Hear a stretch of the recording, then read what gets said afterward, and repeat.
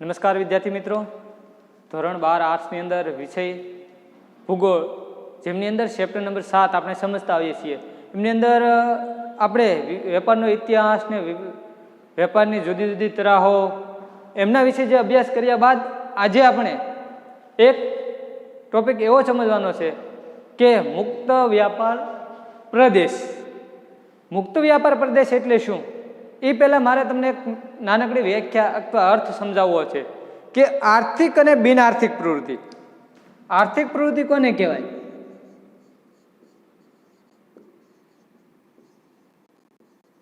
અને બિન આર્થિક.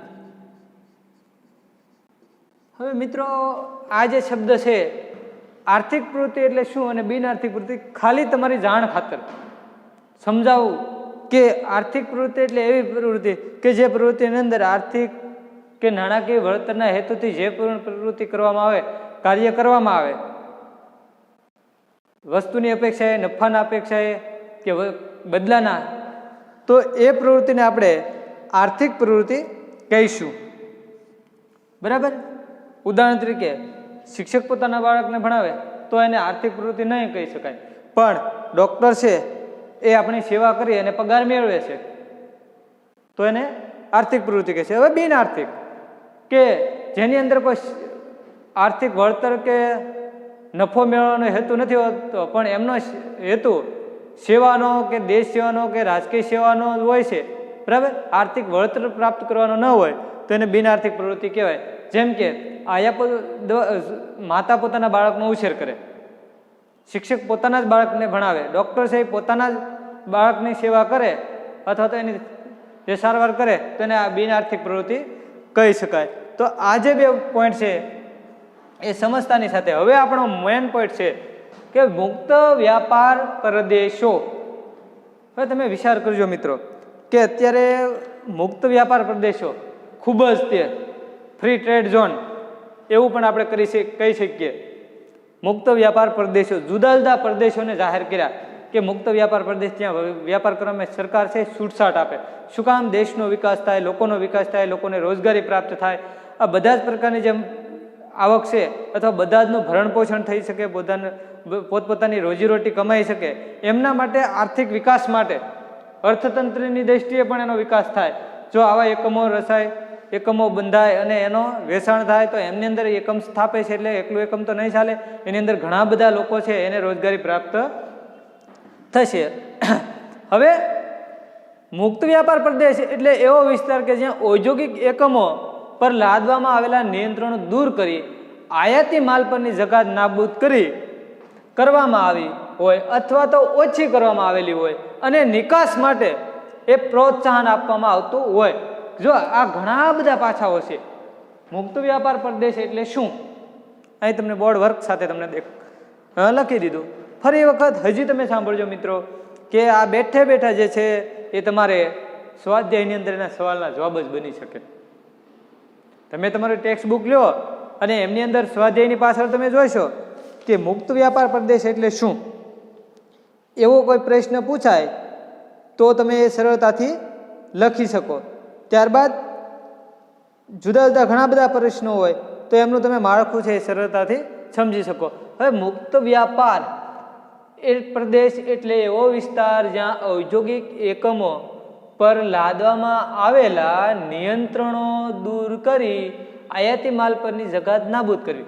જો ઔદ્યોગિક એકમો ઉપર કે જે ઉદ્યોગો ઉપર જે છે એ શું કરેલું હોય છે કે ઔદ્યોગિક એકમો ઉપર લાદવામાં આવેલા નિયંત્રણો, અમુક પ્રકારના નિયંત્રણો હોય છે કે ઉદ્યોગો છે એમની અંદર તમે એટલા જ પ્રમાણમાં એના આવા વિસ્તારમાં તમે સ્થાપી શકો, એટલા પ્રમાણમાં તમારે ટેક્સ, વેરો, કર આ બધું જ ભરવું પડતું હોય છે, મંજૂરી લેવી પડતી હોય છે. બધા જ પ્રકારની જે સુવિધાઓ છે એમાં શું કરવામાં નિયંત્રણો અમુક પ્રકારના કે ભાઈ સામાન્ય એટલા લાખ સુધીની આવક થાય અથવા તો 10 લાખ સુધીનો જો ઉદ્યોગ કરો, રોકાણ કરો તો તમારે કોઈ મંજૂરી લેવી પડતી નથી. આયાતી માલ પરની જકાત નાબૂદ કરવામાં આવે. હવે બહારથી વિદેશમાંથી માલ આયાત કરવામાં આવે તો એની ઉપર જકાત હોય છે. એ જકાત જો નાબૂદી કરી દેવામાં આવે તો દેશની અંદર ઘણા બધા લોકો છે વેપાર કરવા માટે આવે. અથવા તો ઓછી કરવામાં આવેલી હોય છે, અથવા તો એ જગાત નાબૂદી કરવામાં આવે, અથવા તો એ જગાત છે ઓછી કરી નાખવામાં. માનો કે 15% લેતા હોય અને એની સામે એને પ્રોત્સાહન આપવા માટે 10%, 5%નો ઘટાડો કરશે એટલે ઓલા લોકો પ્રેરાશે વસ્તુ વેચવા માટે. હવે અને નિકાસ માટે પ્રોત્સાહન આપવામાં આવે. જો વળી પાછું એને નિકાસ આપવાની હોય, અહીંથી વસ્તુ મોકલવામાં આવે તો નિકાસ માટે પ્રોત્સાહન આપે. તમે ભારતમાંથી એટલું વસ્તુ છે બહારના દેશમાં વેચાણ કરો તો તમને આ વસ્તુ સુવિધા આપવામાં આવે, ફ્રી બંદરની વ્યવસ્થા આપવામાં આવે છે, અમુક ટકા તમને જગ્યાઓ ફાળવી દેવામાં આવે છે. એમના માટેના જે છે એ પ્રોત્સાહન આપવામાં આવે છે, આવતું હોય છે. હવે આ માટે જરૂરી તમામ અનુકૂળતાઓ સરકાર દ્વારા કરવામાં આવે. જો આ બધા જ પ્રકારની જે તમામ પ્રકારની જે જરૂરિયાતો છે ને એ એમની અનુકૂળતા એ સરકાર દ્વારા કરવામાં આવતી હોય છે.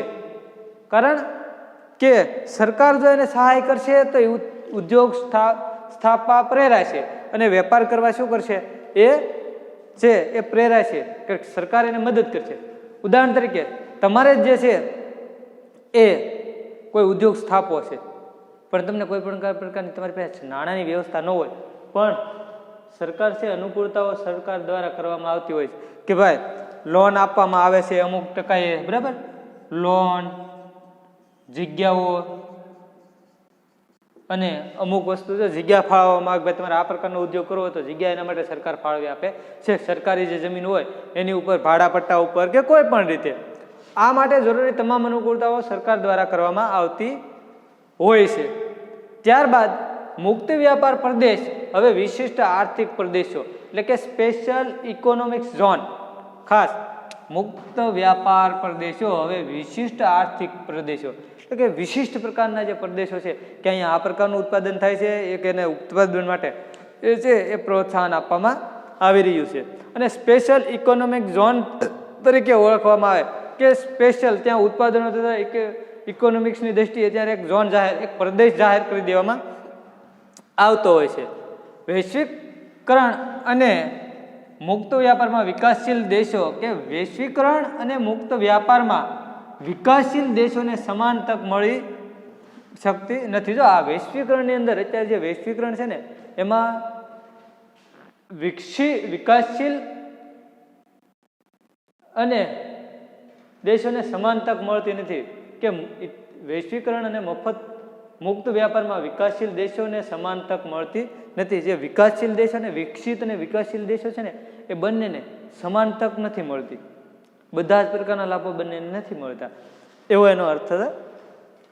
આથી શું કરે છે કે વિકાસશીલ જે દેશો છે, વિકાસશીલ દેશ એ વિકસિત દેશોની હરીફાઈ કરી શકે એ માટે સરકારે દ્વારા તમામ પ્રકારની જરૂરી સગવડો ઊભી કરવામાં આવેલી છે કે જો આ દેશો છે વિકાસશીલ દેશ છે એ વિકસિત દેશોની હરીફાઈ, વિકસિત કે જેનો સંપૂર્ણ વિકાસ થઈ ગયો વિકસિત છે, અને વિકાસશીલ કે જેનો વિકાસ થઈ રહ્યો છે, તો એવા જે દેશો છે એમની હરીફાઈ કરી શકે એ માટે સરકારે દ્વારા તમામ જરૂરી સગવડો ઊભી કરવામાં આવી છે.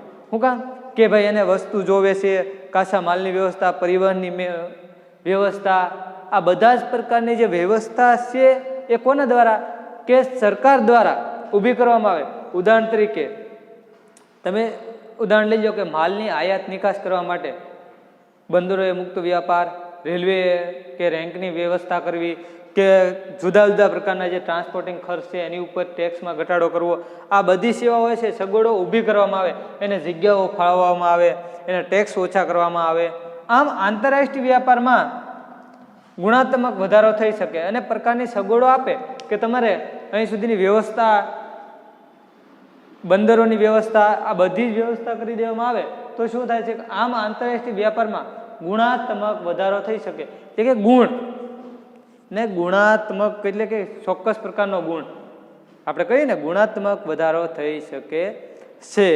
હવે મુક્ત વ્યાપાર પ્રદેશો, એમાં મુક્ત વ્યાપાર પ્રદેશોને હવે ક્યાં નામે ઓળખવામાં આવે છે તો કે વિશિષ્ટ આર્થિક પ્રદેશો એટલે કે સ્પેશિયલ ઇકોનોમિક ઝોન તરીકે ઓળખવામાં આવે છે. ત્યારબાદનો આગળનો જે પોઈન્ટ છે કે વિશિષ્ટ આર્થિક પ્રદેશો દ્વારા દેશનો વિકાસ થઈ શકે એ માટે આ મુજબના પગલાં ભરવામાં આવે છે. જો વિશિષ્ટ આર્થિક પ્રદેશોનો વિકાસ થઈ શકે ને એ માટે નીચેના પગલાઓ ભરવામાં આવ્યા છે. તો કેવા છે તો કે ખાસ કરીને પ્રદેશો માટે જમીન પૂરી પાડી. જે પ્રદેશોમાં જમીન પડી હોય તો વિદેશના લોકોને કેવા આમંત્રણ આપે. આપણે કહીએ ને વડાપ્રધાન જ્યારે વિદેશમાં જાય ત્યારે સ્પેશિયલ પ્રકારના આમંત્રણ આપે, એમઆઈઓ કરીને આવે અને લોકો વિદેશના લોકો ભારતમાં આવે, ભારતમાં વિદેશના લોકો આવશે, કોઈ કંપની સ્થાપશે તો ભારતના લોકોને રોજગારી મળશે. ભારતના અમુક ભલે ટેક્સ ઓછા હોય તો એ આવક પણ ભારતની વધશે અને અંતે તો ફાયદો કોને થવાનો છે? આપણા દેશને જ થવાનો છે. તો એમના માટે આર્થિક જે છે એ પ્રદેશ માટે જમીન પૂરી પાડવી કે સ્પેશિયલ ઇકોનોમિક ઝોન માટે, ઉદ્યોગો માટે. આપણે જે અહીંયા જઈએ ભાલ પ્રદેશમાં, ત્યાં જઈએ ધોલેરા આગળ ને ત્યાં એક ગ્રીન સિટી ને આ બધી જગ્યાઓ ફાળવવામાં આવેલી છે ભારત ગુજરાતની અંદર. તો એ શું કામ કે એ પ્રકારની જમીનમાંથી કોઈ ઉત્પાદન નથી મળતું, તો એવી જે જગ્યાઓ છે ત્યાં સ્પેશિયલ ઇકોનોમિક ઝોન સ્થાપી અને ત્યાં ઉદ્યોગો સ્થાપી અને લોકોને રોજગારી, દેશની આર્થિક પ્રવૃત્તિઓ છે એ થઈ શકે, વિદેશમાંથી આયાત વસ્તુ કરી શકે અથવા તો ભારતમાંથી વસ્તુ છે એ નિકાસ કરી શકે. અમુક વસ્તુ છે એ સરળતાથી પ્રાપ્ત થઈ શકે. હવે કરનું માળખું સરળ અને હળવું કરવું. કર, ટેક્સ, આ જે વસ્તુ છે કર, જેનો ટેક્સ છે એ કરનું માળખું છે એકદમ સરળ કરવું અથવા તો ઓછું કરવું. બરાબર?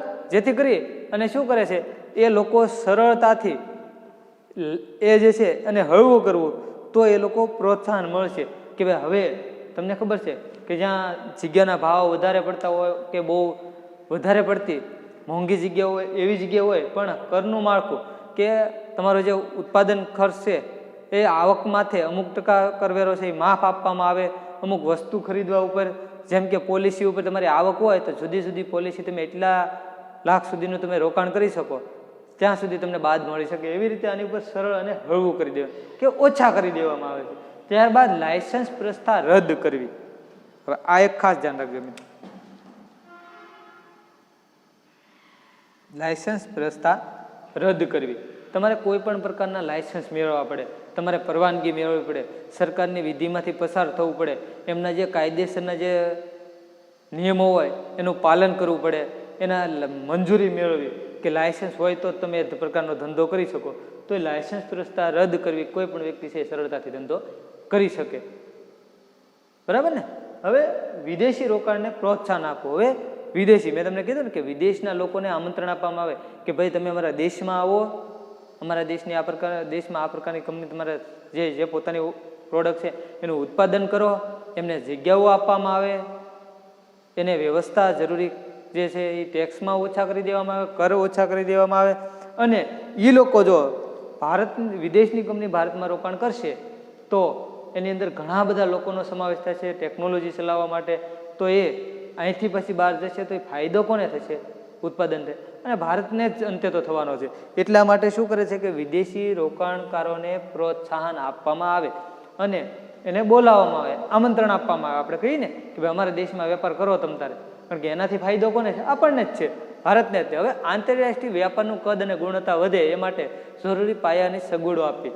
જમીન છે, મજૂરો છે, આ બધા મજૂરોની મંજૂરી આપવી કે એ જગ્યા ફાળવી દેવી. આ જે બધી બાબત છે કે જરૂરી પાયાની સગવડો કે જે અમુક વસ્તુ છે, સામાન્ય યંત્રો, આ છે તે છે, મંજૂરી, એ તમામ પ્રકારની બાબતો છે રાષ્ટ્રીય કદ અને ગુણવત્તા વધે એ માટે કે દેશનું કદ અને ગુણવત્તા કે દેશ છે એ ઉદ્યોગોમાં આગળ વધે, ઉદ્યોગોના ક્ષેત્રમાં, અને ગુણવત્તા વધે કે દેશની ગુણવત્તા, ગરીબી બેકારી ને આ બધું છે ધીમે ધીમે દૂર થાય તો દેશ વિકાસ પામે ને, તો વિકાસ કરી શકશે ને.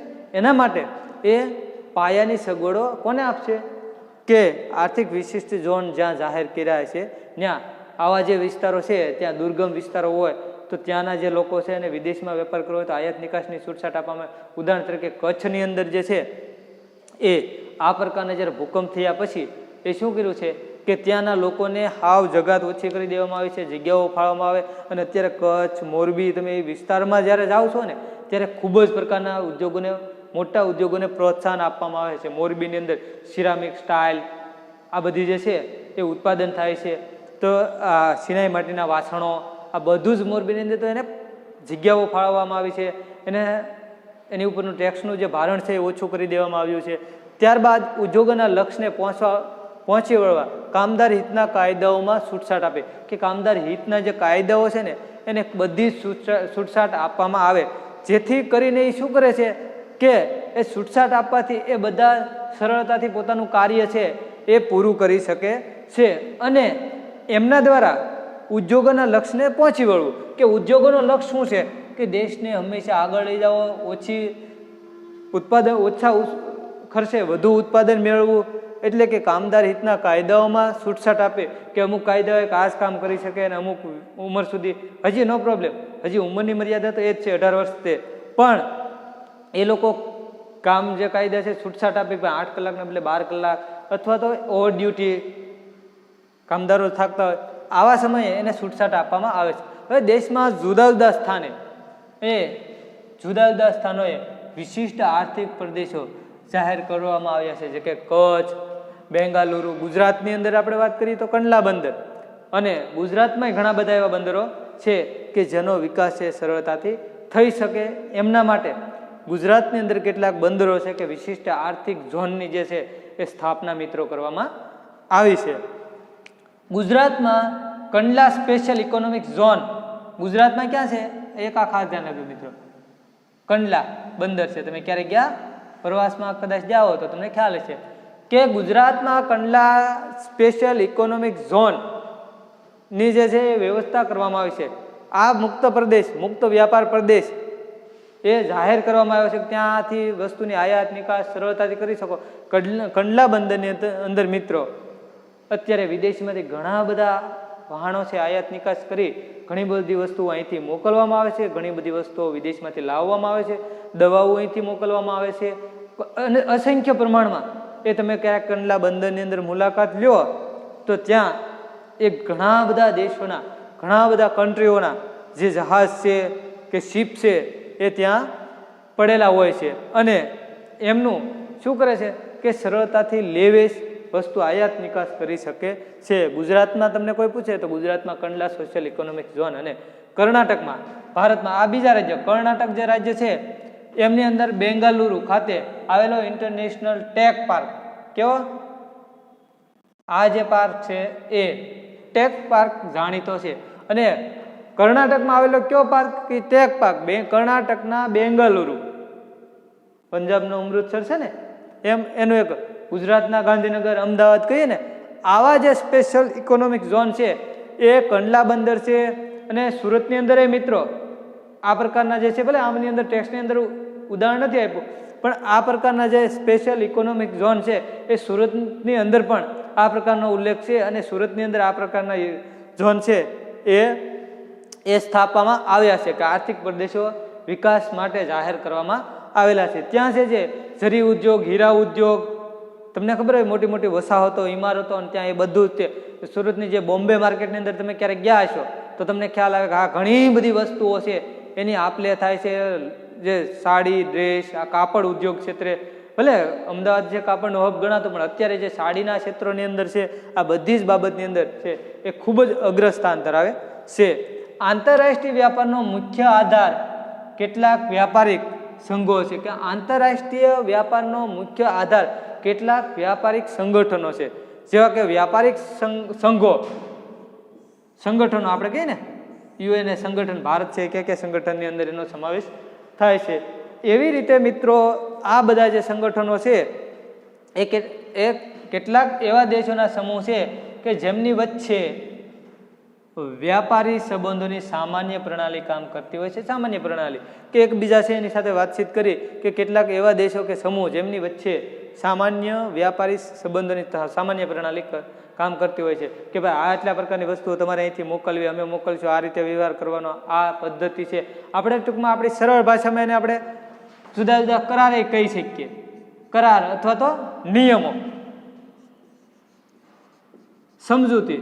પરંતુ આજે જે એક શેના માટે કે મોટા ભાગનો વ્યાપાર છે એ આ સંઘોની સમજૂતી પ્રમાણે થાય છે, કે આવી રીતે સમજૂતી, તમારે આ વસ્તુની નિકાસ કરવી, આયાત કરવી, અમુક વસ્તુમાં એ છૂટછાટ આપે, અમુક વસ્તુ જે છે એ આયાત નિકાસ ઉપર આપણે પણ એને ભારત દેશ છે એ છૂટછાટ આપી શકે. હવે આવા જે સંઘો છે એની સદસ્યતા પર 3 બાબતો અસર કરે. જો આ જે વસ્તુ છે એ સંઘો છે એની સદસ્યતા ઉપર 3 બાબતો અસર કરે છે. હવે આપણને ખબર છે કે આપણે ગમે એની સાથે વેપાર કરવો, પણ હવે આપણે બોલતા હોય, આપણી સાથે સંબંધો સારા ન હોય તો વારંવાર એની સાથે તકરાર, સીમાઓને લઈને ભારત અને પાકિસ્તાન, ભારત અને ચીનને, હવે એમની સાથે વેપાર કરવામાં તો એ આપણે શક્ય નથી. તો એનો પહેલો પોઈન્ટ છે અંતર. પહેલી વાત તો એ છે કે મિત્રો, જેનું અંતર જે દેશોનું નજીક હોય વેપાર કરવામાં સરળતા રહે. દૂરના દેશે, અન્યના દેશો છે, આપણે કહીએ કે આપણે કોઈના દેશમાંથી પસાર થવું પડે, તેની સાથેના સંબંધો આપણે સારા ન હોય તો એ આપણે આવવા જવા માટે મોટી તકલીફ પડે. બીજું છે પરંપરાગત સંબંધો, કે જૂના સંબંધો, જૂની પ્રણાલી છે તો એમના દ્વારા પરંપરાગત સંબંધોથી પણ એ વેપાર અને ભૂ રાજનૈતિક સહયોગથી કે ભૂમિના રાજનૈતિક સહયોગો કે એકબીજા સાથે, હવે સરહદની સીમા ઉપર જો આપણે તણાવ ચાલતો હોય તો આપણે એની સાથે વેપાર કઈ રીતે કરી શકીએ? સરળતાથી થઈ શકે નહીં. વારંવાર કંઈક ને કંઈક પ્રશ્નો બનતા હોય, વેપાર છે એ અટકાવવો પડે છે. આ બધી જ બાબતોનું ધ્યાન રાખી અને આપણે એમની સાથે કરાર કરવા જોઈએ. આ 3 બાબતો છે એ આ સંઘોની સદસ્યતા પર 3 બાબતો અસર કરે છે: અંતર, પરંપરાગત સંબંધો, ભૂ રાજનૈતિક સહયોગો કે ભૂમિના જે રાજનૈતિક સહયોગો છે. આ બાબતો સાથે આપણો વ્યાપાર, મુક્ત વ્યાપાર પ્રદેશ છે એ પોઈન્ટ છે એ આપણે અહીંયા પૂર્ણ કરીશું. નેક્સ્ટ ટાઈમ આપણે આગળના પોઈન્ટની શરૂઆત કરશું. અસ્તુ. જય સ્વામિનારાયણ વિદ્યાર્થી મિત્રો.